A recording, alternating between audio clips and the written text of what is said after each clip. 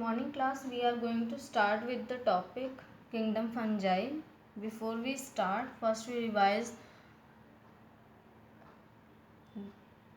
previous class content. Two kingdom system which are given by Linnaeus. In this two kingdom system, whole organism are divided into two group, that is Plantae and Animalia. Five kingdom system was given by R.H. Whitaker in 1969 and he proposed five kingdom system. According to him, whole organism are divided into five kingdom, that is Monera, Protista, Fungi and Plantae, Animalia. Last is these division are include the mode of division are based on the characteristic of nutrition, cell organization, cell type,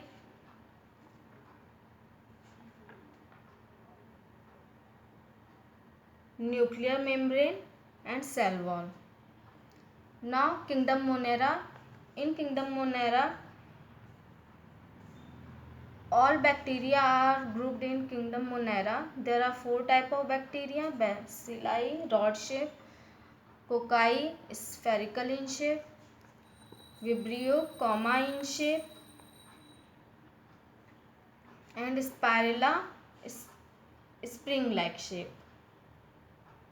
Archaebacteria, they are present in most harsh condition. For example, methanogens. Eubacteria, they are also known as true bacteria. They are motile, photosynthetic. For example, cyanobacteria.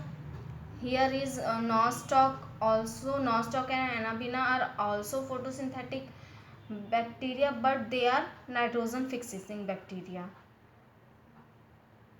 In the presence of cyanobacteria and nostoc, the pond color of the water color of pond become green in color. Now what are symbiotic bacteria? They shows symbiotic association with higher plants. For example, Rhizobium, which shows a symbiotic association with leguminous plant. They fix nitrogen from atmosphere and provide nitrogen to the leguminous plant. Now mycoplasma, what are these? These are smallest known living cell which completely lack cell wall. Kingdom Protista, all protozoans are grouped in kingdom Protista. For example, Paramecium, Euglena, amoeba. In kingdom Protista, chrysophytes are also considered. They are photosynthetic microscopic diatoms. Diatoms are soap like box, and when they die and after billion year, accumulation of diatoms form in the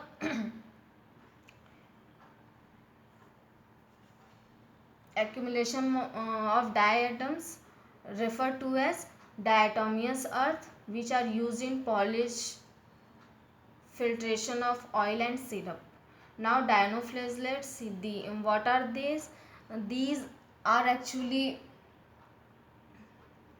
green, brown, blue and red in color. When the axis of dinoflagellates in sea, they are actually marine. See, the whole water body color of sea become red. Dinoflagellate have two types of flagella, one present transversely and one present longitudinally. Now euglenoids, they are also photosynthetic protozoans. In the absence of sunlight, they also behave like heterotrophs. Now slime molds, they grow on dead material, so they are saprophytic protozoans or protists. They engulf organic matter. Now protozoan are further divided into four classes: amoeboid protozoans, flagellated protozoans, ciliated protozoans, sporozoans. In amoeboid protozoans, they have pseudopodia for locomotion. In flagellate protozoan, they have flagella, example in Euglena. Ciliated protozoan, they have cilia for locomotion, example Paramecium. And sporozoans, they actually are parasites. uh, they don't have any locomotory organ, that's why they are called sporozoans. Their body organization are spore like. They are parasites on humans. For example Plasmodium, which causes malaria. They have two hosts. Primary host is human, secondary host is Anopheles female mosquito. Now today topic is kingdom fungi. Kingdom fungi, what are these? The fungi constitute a unique kingdom of heterotrophic organism. They are heterotrophic organism. They lack photosynthesis in because in fungi in fungi cells there is lack of chloroplast. The They show a great diversity in morphology and habitats. For example, they also occur on terrestrial. They are parasite. Uh, they also occur in water bodies, aquatic. For example, the common mushroom you eat and toadstool are also fungi.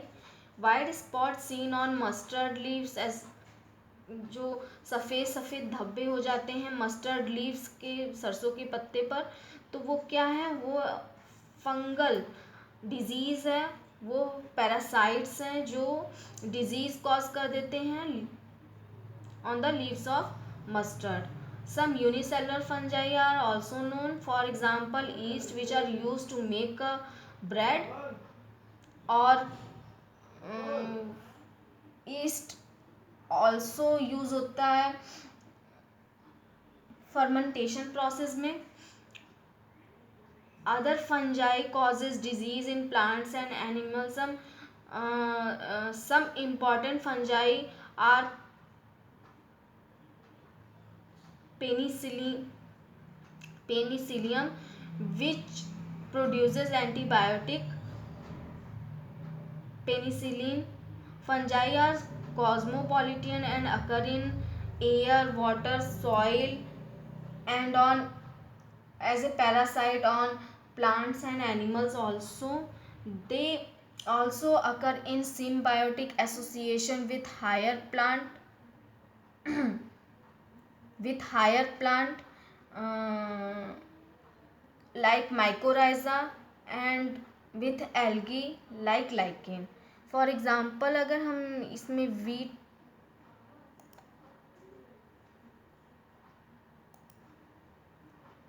ये disease cause करते हैं wheat में.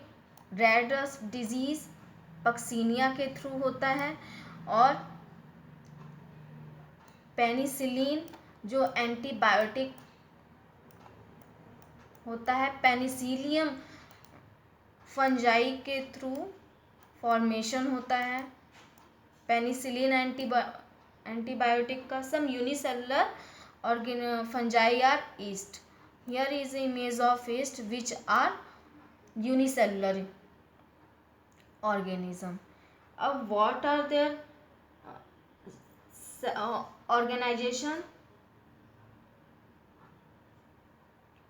They are made by the network of hyphae.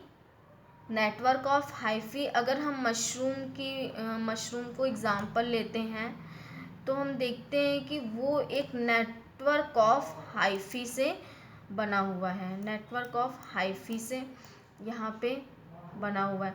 जब एक hyphae को निकालते हैं, एक हाइफी को, तो ये डिफरेंट सभी फंजाई में डिफरेंट टाइप के होते हैं. ये एक फिलामेंटस होता है, फिलामेंट के जैसे होता है, जिसमें अगर सेप्टम प्रेजेंट होगा जिसमें अगर सेप्टम प्रेजेंट होगा तो ये सेप्टेट हाइफी इसे कहेंगे, और अगर सेप्टम एब्सेंट होगा तो इसे सिनोसिटिक हाइफी कहेंगे, क्योंकि सभी nucleus in the absence of septa ये पूरे एक सेल की तरह दिखाई देने लग जाता है, जिसमें कई सारे न्यूक्लियस हो जाते हैं, तो इसलिए इसे सिनोसिटिक हाइफी बोलते हैं। और जब सेप्टम प्रेजेंट होता है तो इसे सेप्टेट हाइफी बोलते हैं। और सभी फंजाई में एक नेटवर्क ऑफ हाइफी प्रेजेंट होता है, जिसको कलेक्टिवली जो नेटवर्क होता है इसे कलेक्टिवली माइसीलियम कहा जाता है। और जो सेल वॉल होती है फंजाई की, ये काइटिन और पॉलीसेक्राइड की बनी होती है। काइटिन और पॉलीसेक्राइड की बनी होती है। Coenocytic hyphae are multinucleated, whereas septate hyphae are सिर्फ एक only one nucleus is present in septate hyphae. अब those hyphae which shows symbiotic association are mycorrhiza.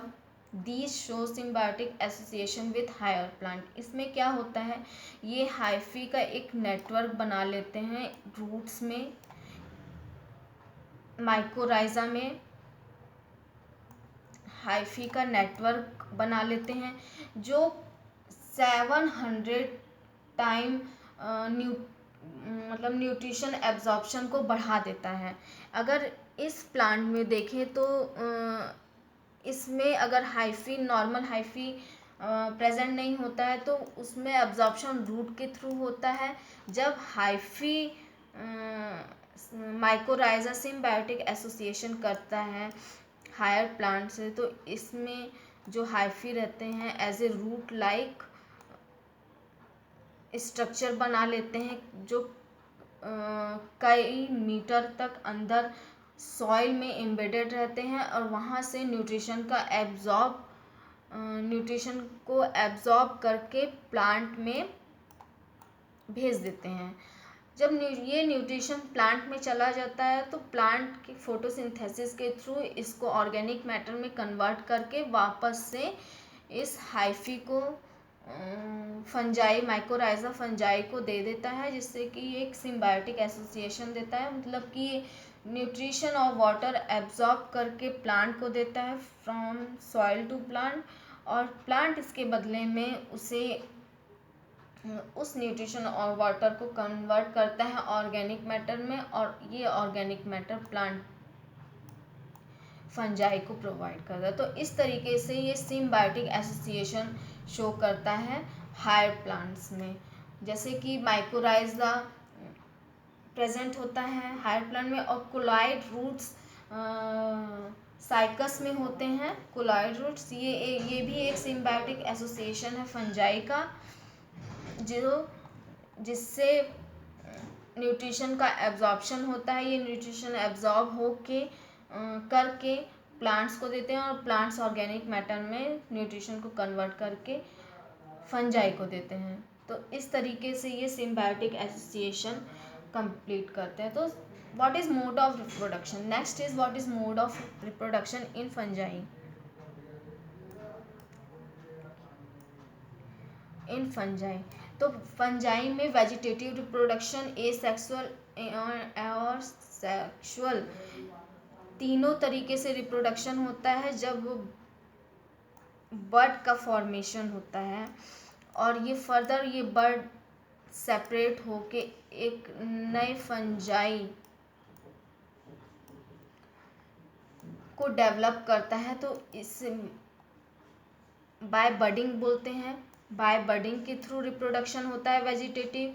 By fragmentation, अब या कोई फंजाई है, ये फ्रेगमेंट हाइफी फंजाई की हाइफी सेपरेट होके डेड मैटर अलग से डेड मटेरियल पर जर्मिनेट करके न्यू फंजाई और नेटवर्क ऑफ फंजाई में कन्वर्ट हो जाती है।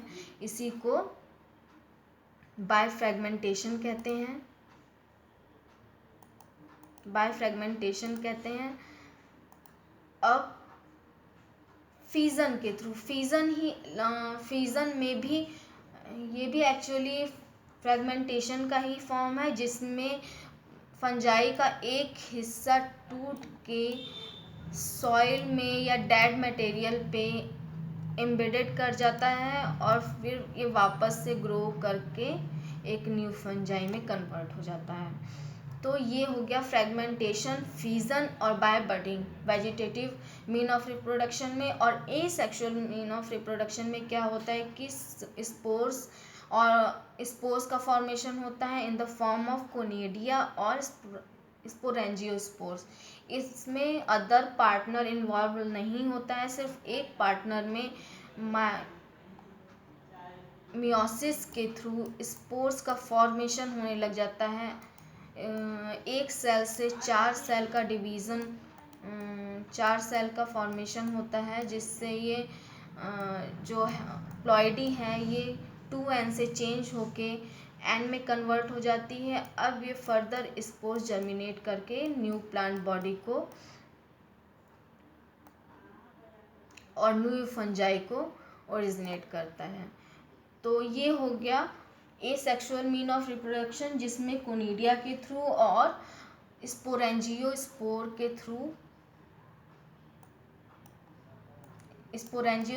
के थ्रू जर्मिनेशन होता है और रिप्रोडक्शन होता है। नाउ सेक्सुअल रिप्रोडक्शन में oospores, ascospores एंड बेसिडियोस्पोर्स का फॉर्मेशन होता है in the presence of male and female partner, जिसमें एक प्लस स्टेन की हाइफी और एक माइनस स्टेन के हाइफी दोनों फ्यूज होते हैं और फ्यूज होके एस्कोस्पोर्स, oospores और बेसिडियोस्पोर्स का फॉर्मेशन करते हैं। ये डिफरेंट क्लास के अकॉर्डिंग होते हैं, क्लास के अकॉर्डिंग इनका नाम दिया गया है। तो अगर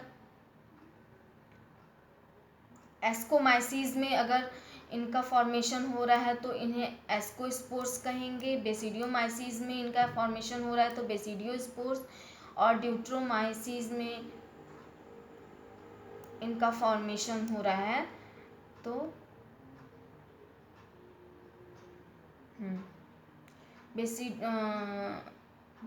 oospores में ड्यूट्रोमाइसीज में अगर इनका फॉर्मेशन हो रहा है तो इसको फर्दर oospores कहा जाएगा। The various spores are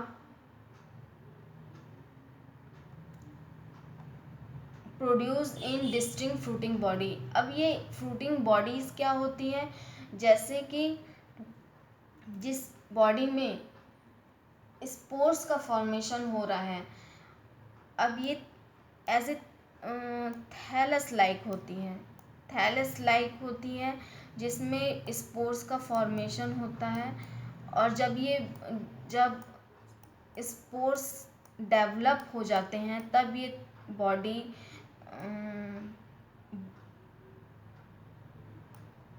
burst कर जाती है और इससे सभी स्पोर्स बाहर निकल जाते हैं।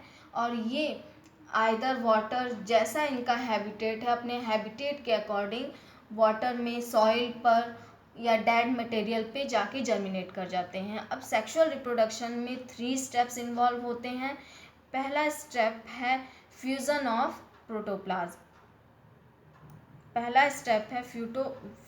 Fusion of protoplasm between 2 motile और नॉन मोटाइल गैमेट्स। और सेकेंड स्टेप है fusion of nuclei, that is also known as karyogamy.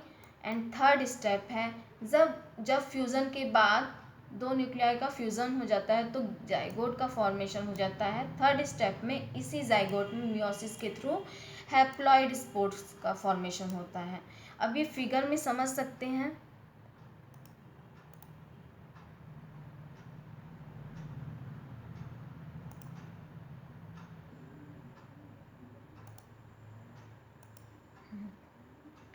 यहाँ पे फिगर में समझ सकते हैं कि सेक्सुअल रिप्रोडक्शन में होता क्या है। सेक्सुअल रिप्रोडक्शन में जब 2 हाइफी फ्यूज़ होते हैं या उन हाइफी का यूनियन होता है, तो यहाँ पर यूनियन के थ्रू n+n मतलब एक न्यूक्लियस मेल से आता है और एक न्यूक्लियस फीमेल से आता है। यहाँ पे न्यूक्लियस का फ्यूज़न होता है। तो पहले स्टेप में मोटाइल और नॉन मोटाइल गैमेट्स का फ्यूज़न होता है।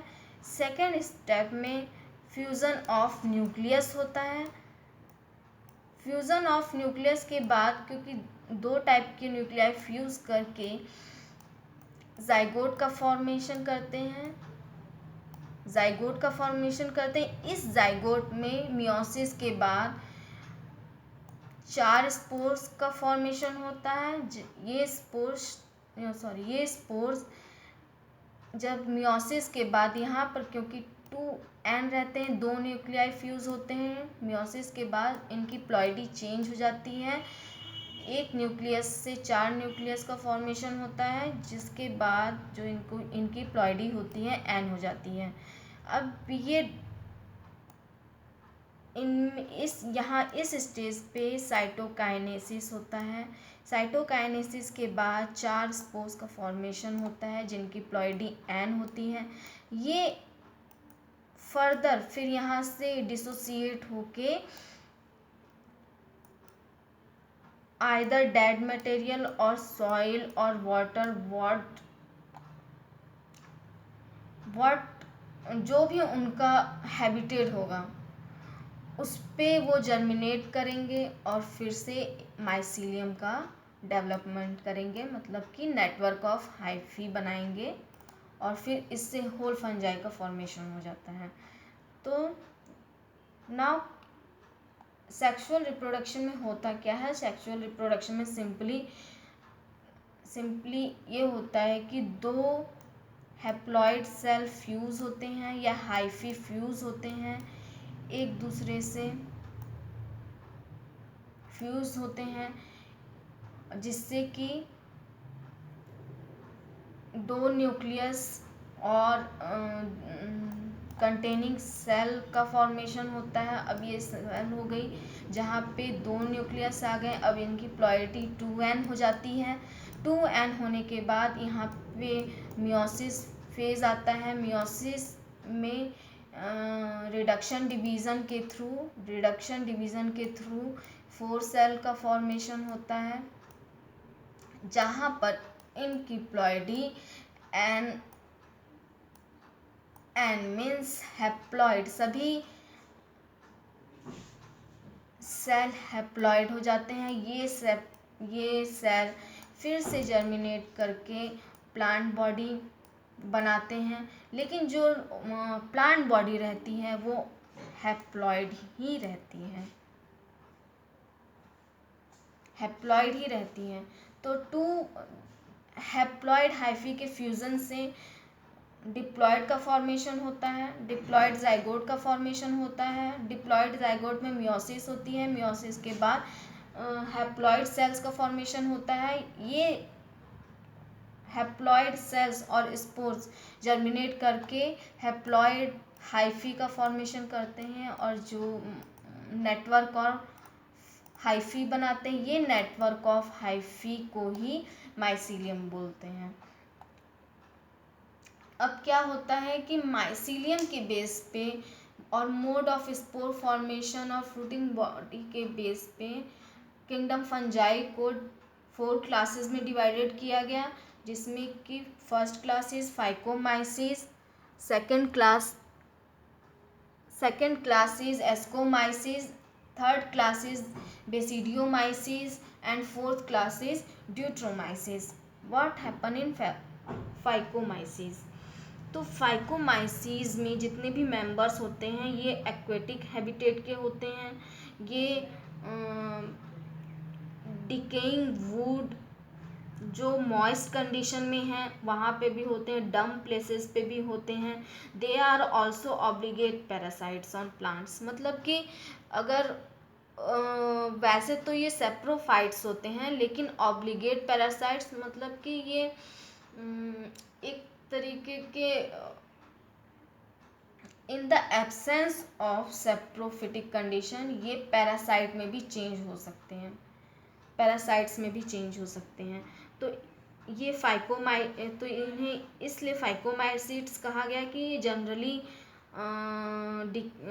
डिके वुड पे होते हैं और एक्वेटिक हैबिटेट पे होते हैं, पैरासाइट्स नहीं होते हैं। लेकिन इन द अनफेवरेबल कंडीशन, और जब वहाँ पे डिके मटेरियल एब्सेंट हो जाता है या इन्हें फेवरेबल कंडीशन नहीं मिलता है, तो ये एज ए पैरासिटिक बिहेवियर भी शो करते हैं। तो जो माइसीलियम इनमें होता है वो जनरली एसेप्टेट माइसीलियम होता है, मीन्स कि उसमें सेप्टम नहीं प्रेजेंट होता है, जो भी हाइफी रहता है। तो ये मल्टीन्यूक्लिएटेड दिखाई देता है, जिस वजह से इसे सिनोसिटिक हाइफी भी बोलते हैं। और जो एसेक्सुअल रिप्रोडक्शन फाइकोमाइसीट्स में होता है बाय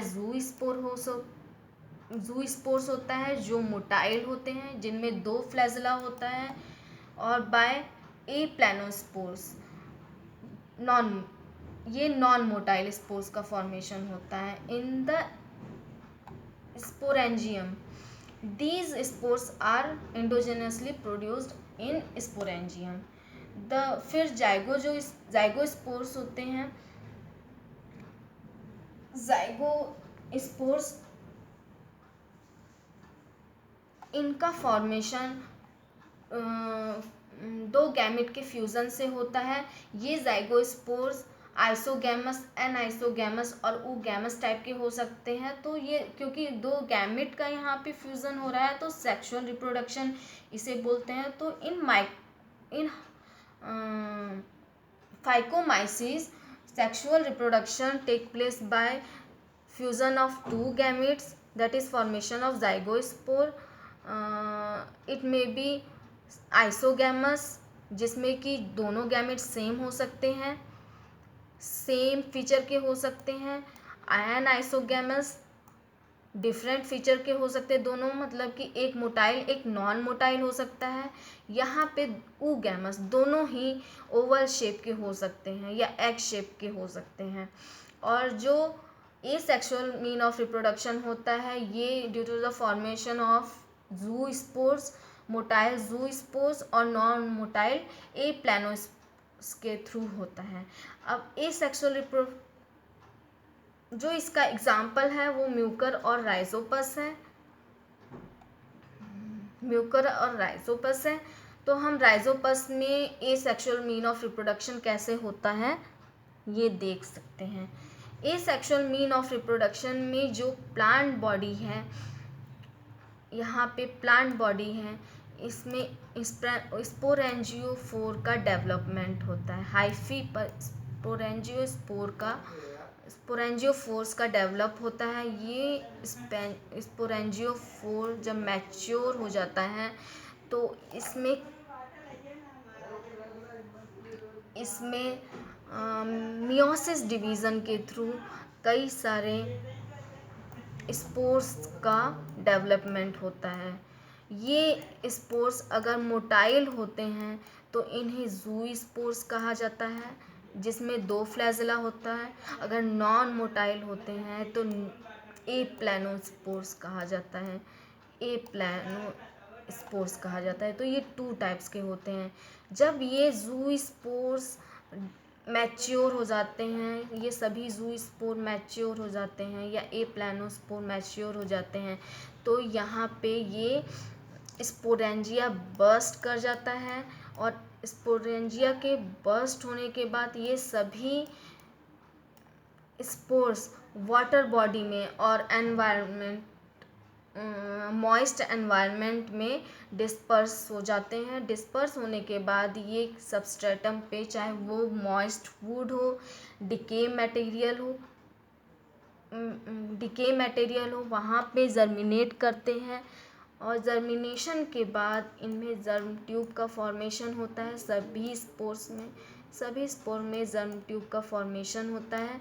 ये जर्म ट्यूब फर्दर फिर सबस्ट्रेटम पे अटैच होके रूट लाइक स्ट्रक्चर का फॉर्मेशन करते हैं।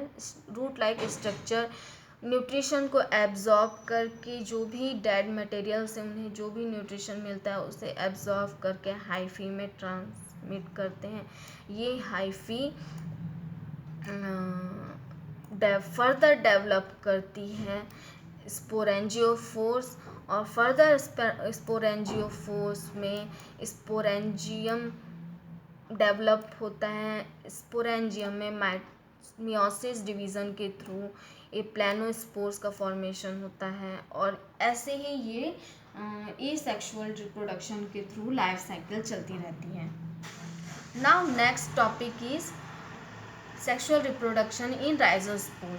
ये हम नेक्स्ट क्लास में पढ़ेंगे।